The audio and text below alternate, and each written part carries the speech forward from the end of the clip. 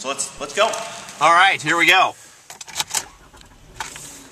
First thing I like to tell folks when they jump in is just how quiet it is. Sometimes it's kind of hard to tell if it's running,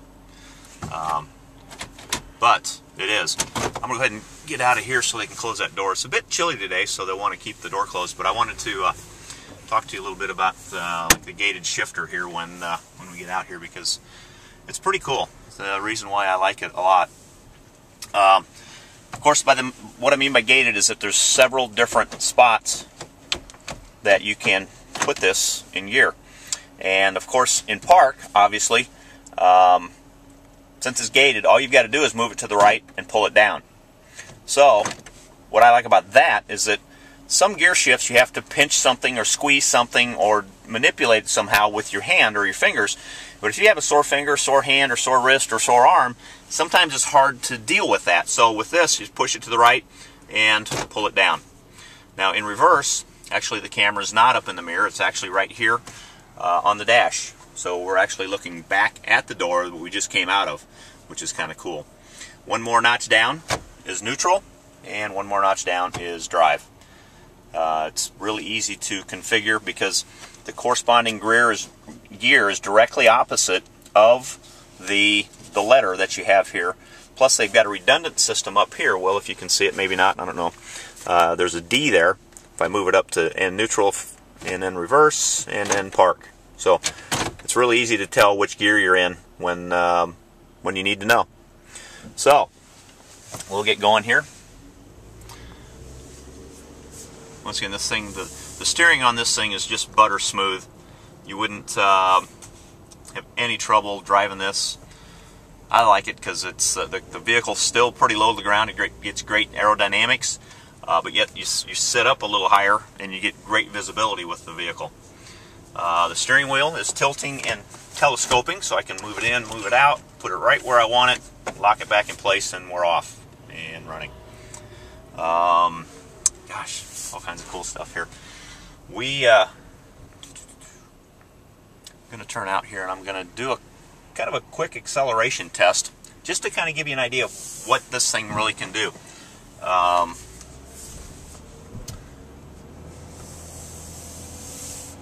Let's see, here we go. Alright, 20 miles an hour, I'm going to hit the gas. And we are at 50 miles an hour already. So, as you see, this thing is not a wimp. It has plenty of get up and go. And, did I say 50? Don't tell anybody, will. But anyway, even with a full load in here, this 6-cylinder here is plenty capable. And you could kind of tell or hear when that thing kicked down, you just knew that that variable valve timing of that engine was opening up and letting more air and more fuel into the engine block for that extra power, kind of like a V8 when you really need it. But that's the genius behind that design, because normally it's going to operate in the normal fashion, and you'll get the better fuel economy. The performance is only there so when you really need it, you've got it. So it's kind of cool. As we're rolling down this street, which is one of the rougher streets around here, it's a little pea gravel. You'll notice it's still pretty quiet, and I don't have to yell and scream to talk to you. It's still very, very quiet, and I don't have to scream. Which is pretty cool. Let's talk about some of the features in here real quick, Will. We've got just a second before we get out on the interstate. On the door panel, we've got our power windows, which are all windows, all 4 windows actually operate up and down, and they're all automatic up and down. We've got our power locks here, power mirrors. We've got our traction control switch over here, which we can turn that system off. So if we really get stuck and we need wheel spin, we can get it, which is kind of cool. We've got a couple things down here a little bit lower. Our gas door and our hood latches are down here, and we've got a button here to turn off the power doors if we want to do that, which is kind of neat. Very neat and clean cluster for our tachometer and our speedometer and our heat and our gas gauges. All 4 major groups are right there, plus a little LED display which shows our odometer and our gear that we're in.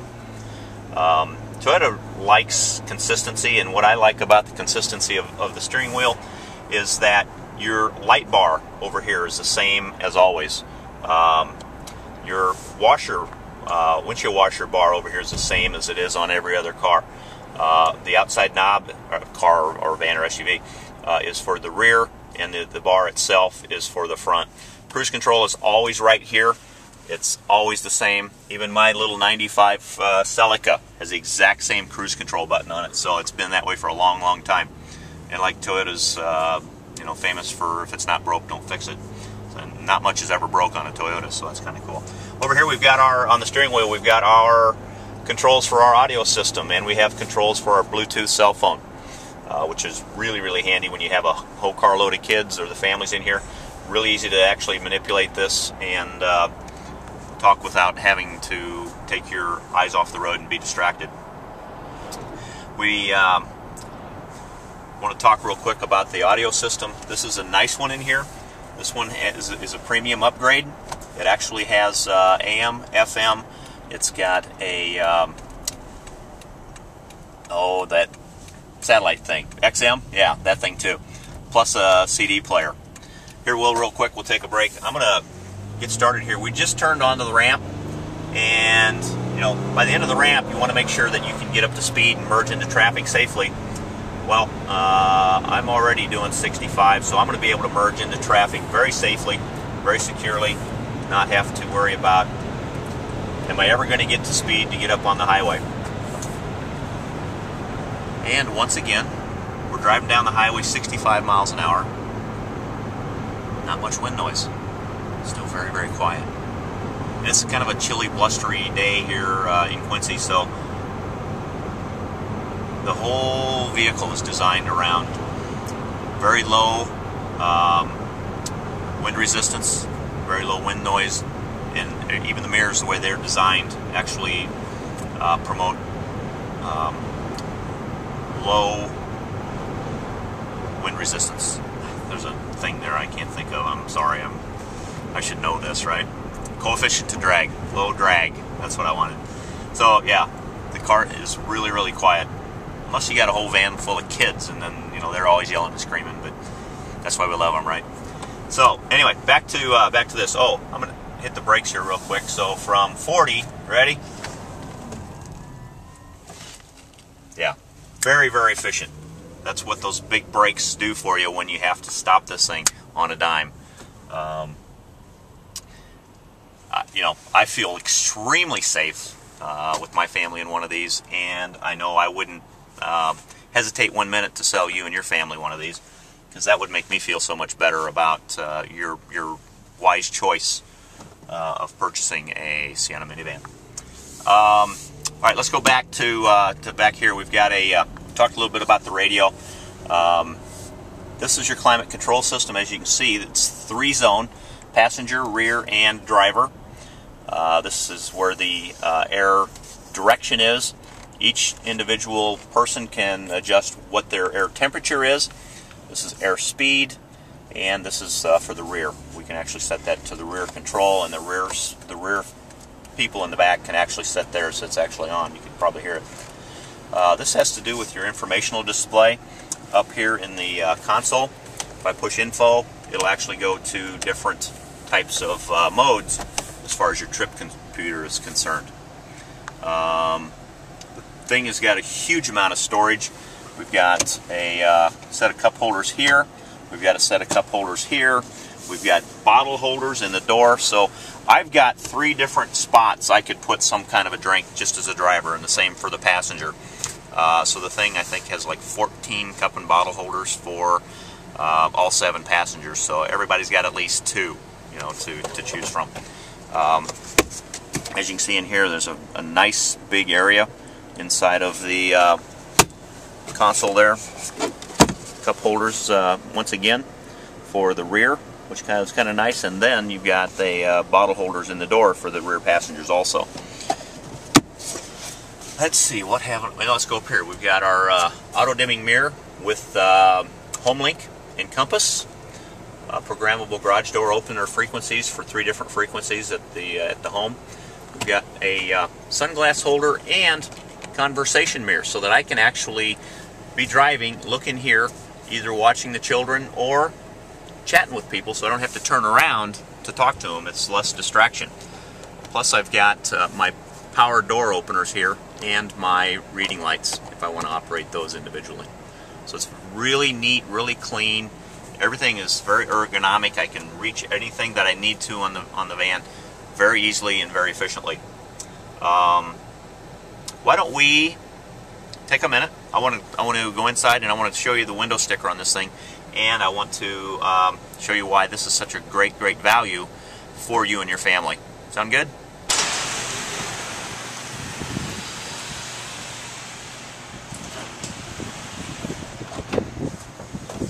Alright, that was the test drive. How'd you like it? I'll tell you, it was really enjoyable for me because I actually got to go on that test drive.